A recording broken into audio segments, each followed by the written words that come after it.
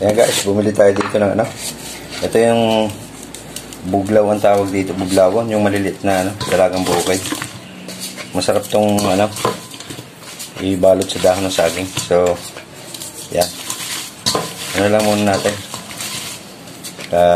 Lagyan ng asin. Tapos, after 2 hours, anuhin natin yan. Ibabalot natin sa dahon ng saging. Yan. Patingin muna natin. So, mamaya natin siya ibabalot.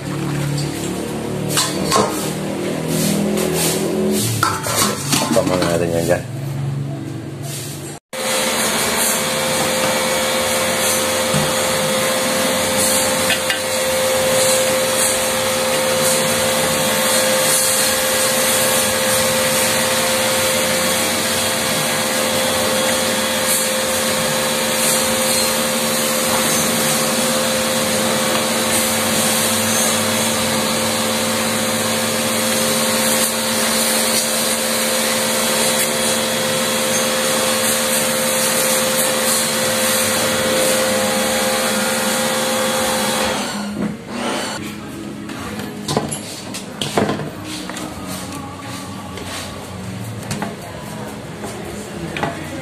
So ayan nga mga idol, inumpisahan na natin balutin ang ating isda, ang dalagang bukid na maliliit sa dahon ng saging.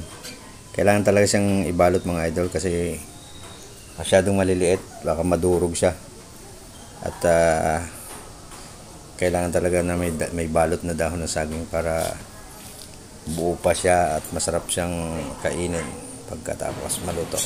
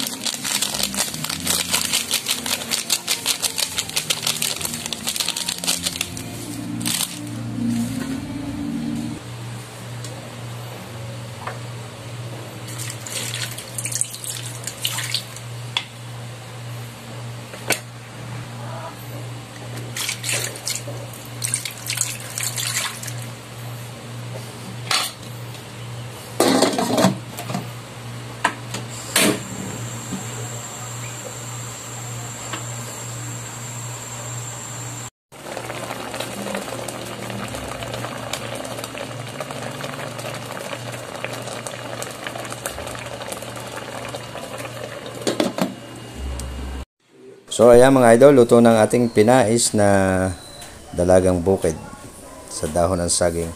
So ayan, paki-subscribe po ng aking channel at sana suportahan nyo at panoorin nyo. Thank you very much. God bless you all.